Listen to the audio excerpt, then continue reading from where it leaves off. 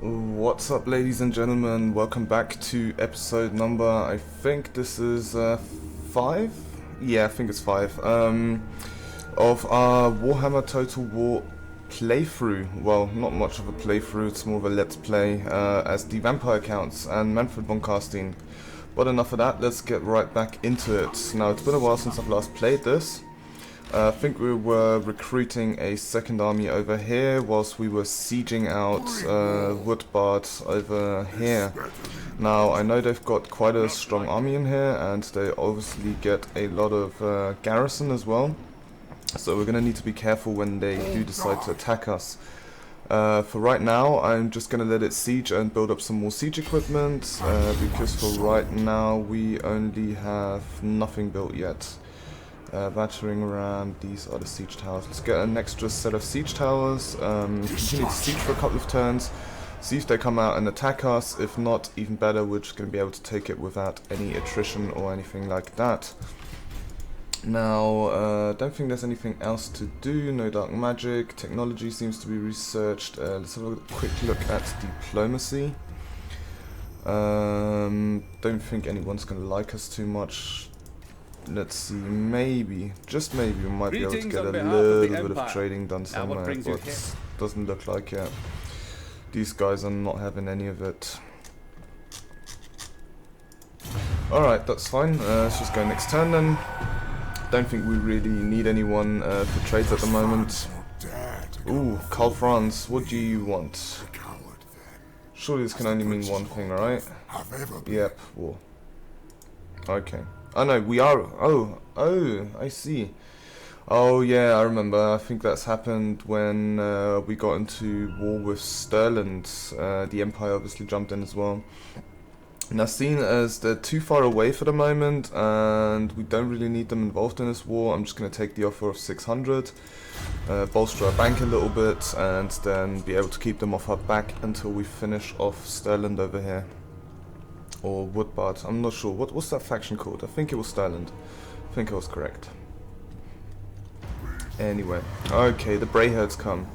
Out of the forests they emerge, the horned beasts that stand upright in a vile parody of man.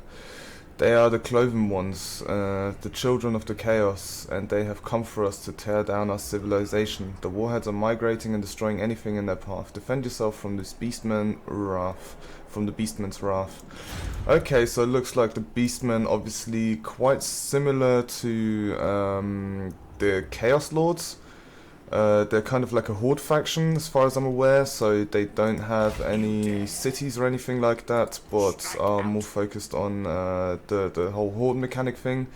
I think this goes way back to the days of Attila, when it was first introduced into Total War titles. But yeah, obviously we can't seem to see them. Let's have a quick look. Fresh corpses approach. This was... I know, this is the army that I need to defeat in battle. Okay, we've still got 7 turns for that, that's fine. But no, what I was actually looking for is the message that just came up from the event of the Beastmen, that's it. So I can check out the location. So they seem to be over here somewhere, which is fine. We're not going to concern ourselves with them for the moment. We might if they spill over into our territory, but for right now it's fine. Let Pfaldorf and Averheim deal with them, and we'll just sit back and relax. Okay, awesome. So these guys are taking a bit of attrition right here. Can they reinforce whilst in raiding stance? That's the question. Campaign movement, public order, minimum required to assume, growth, attrition, winded, vigor in battle, winded. Okay. In comparison to, for example,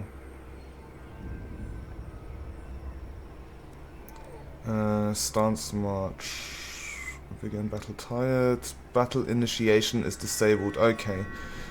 So it looks like in raiding stance we're still going to be able to reinforce this battle here. Let's just make sure that's still counting towards that. Yep, cool, because then that way we obviously don't take any attrition. We can build a little bit more siege equipment here and then quite easily take out this city or settlement, whatever you want to call it. Right, time to spend some of our money.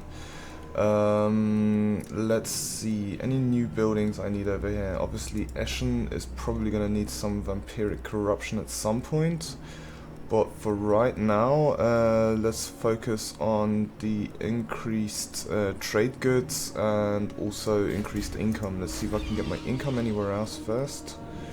Nope, there's nothing I can do here. Castle Tempelhof, is vampiric corruption too important? Not at the moment, I don't think. The moot, we're definitely going to need to do something here. Okay, we've just got the growth at the moment. Well, yeah, okay, we can deal with that when we take the settlement up here. But down here, is there anything else we're going to need to grab before we start off with this whole vampiric corruption thing? I don't think so. Over here we still need level 4, which we've still got a couple of turns until we can get, and then we're going to need 6,000 coin. Okay, so that's fine. For right now, let's just go ahead and grab some vampiric corruption then. Although, I think it's probably better if we start off grabbing it over here. Vampiric corruption, awesome, because then that way we can spread these areas down here. I think that's everything done for this turn again, so let's head on to the next turn. See what these beastmen and the enemies are going to do.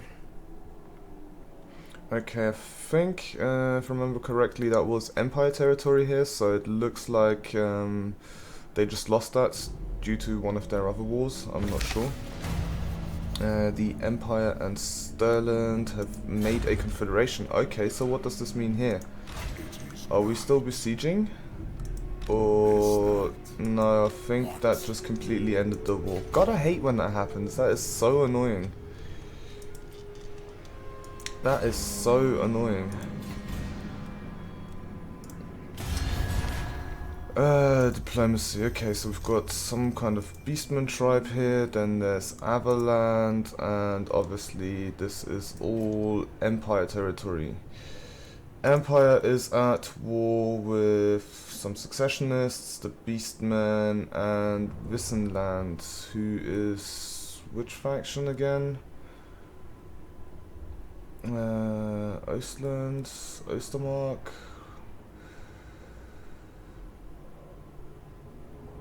This is Talabekland, this is Avaland.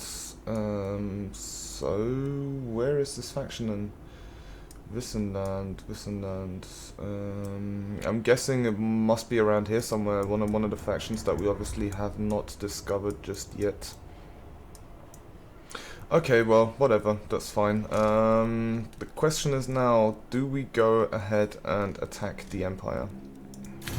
I mean, the plan was it all along to grab this, but because of stupid game mechanics really, and the way it works is if they join a confederation and you're currently besieging the settlement, then obviously you just get kicked out of the war, you don't take the settlement or anything like that, so it's a really cheap way for the enemies to just get out of the fight basically. Do you know what, screw this, let's just declare war with them. I don't think it's gonna have any diplomatic penalties or anything like that. Declaring war shortly after signing a peace treaty is, oh that's right, we just signed peace with them, right? Is considered an act of treachery and is condemned by all factions, turns remaining 8. Okay, so fuck you. We're gonna go back and settle down for 8 turns, and then we're gonna come in full force and take the rest of your settlements. Wow, that sucks. Like, that really sucks. Stupid game mechanics. But, oh well, what can you do? Let's take our White Knight, get him out of here.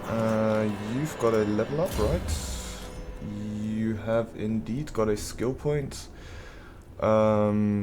We've got the whole hunger thing down. I think with you, we are either going to go for the Restless Dead or Aura of Supremacy. Gets the whole aura increase and stuff. But I could just get this as well. You can get a Zombie Dragon, a Hellsteed, and a Barded Nightmare. Meh. Get these at a later point. Let's go for the melee attack for now. Alright, so we're gonna pull our guys back. You've discovered all of this territory down here for us. This is... oh, here we go, there's Western Land. Okay, so this is actually one of the last points on our whole campaign trail. We just need them to keep the Empire busy for now, for 8 turns, and then we're going to come in and swoop up all of their territories. I'm going to be quite ruthless there, because that really just annoyed the living shit out of me just then. You know, you do all the preparation, you're about to go in and siege it, and then they build a confederation, and everything changes and fucks up. Oh well, that's life, I guess. Nothing you can do, just gonna have to deal with it and get on with it. 2 cavalry units recruited, recruitment cross for cavalry, blah blah blah. Vampire from the Blood Dragon Order pass through our lands. Despite our entreatments, they will not fight for us. Some foolish notion of honor prevents it. However, they've left us a gift, a blessing of Aborash on our own cavalry. Okay, so we just got increased cavalry, which we actually don't have any of, I don't think. So, well, thanks a lot for nothing, pretty much. Probably a good point now to start saving some money. Although we're not doing too bad, we've got a bit of money. We still need to upgrade both of these. But first things first, I do want to grab a couple of crypt horrors. Skeleton Spearman, Graveguard needs the Ancient Armory, which one is that again?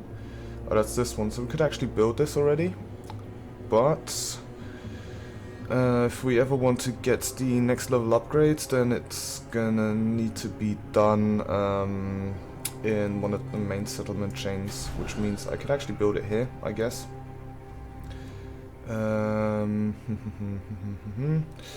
Alright, let's grab this for now, because that actually gives us a great deal of extra income.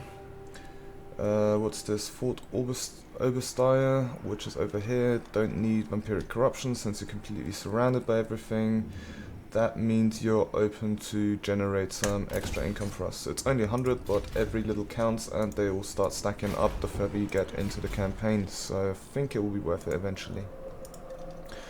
Okay, you guys are just going back. There's no skills we can research. Let's get our White Knight and our, where is she? Our Banshee, to explore the area a little bit around us to see, you know, what's actually going on here. Can we go anywhere around here? Yep, cool. Alright, so we've got some, what's this? Dwarves and, yep, dwarves and some orcs.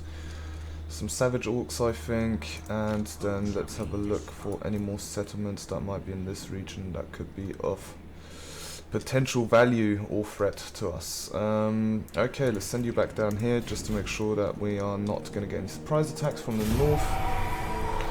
And yeah, okay, looking good so far, looking good. Just the waiting game now, because I don't want to start I don't want to start a war with Averheim, whilst we obviously still have this threat to the northwest, I guess. Yeah, I want to deal with Empire before, and then we'll go down to deal with Averheim. Alright, so we got a recruiting shortage, which is fine, don't need any soldiers at the moment. Money is kind of looking sparse, it's doing alright, it's doing alright.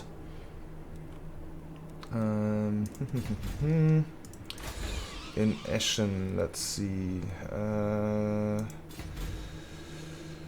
Do you know what? I'm just going to save the money because what have we got? Okay, we've got 10 turns until surplus. That's actually still quite a while. Okay, let's spend the money then. Screw it. Screw it. We're gonna spend the money. I'm gonna want an ancient armory here. I'm also gonna want that dark lair. Let's save the money because we're almost done with this upgrade here, and we're gonna need the money for some of these more expensive buildings that are gonna be coming in the future. You give us growth and recruitment capacity, which we don't really need. What you really need is the whole vampiric corruption thing. Okay, cool. That's that done, and we'll send you back here as well, just to heal up. We'll leave the extra slots just so we can fill that up with one of the champions that we've got. I forgot to move that one up there actually. That's fine though, we'll do that next turn. Actually I need to look at some of the objectives and quests that we've got, because I'm sure there is some item quests and stuff we can complete for our, I don't know what's called, faction quest line I guess, whatever you want to call it. Right, an Empire army, where is that?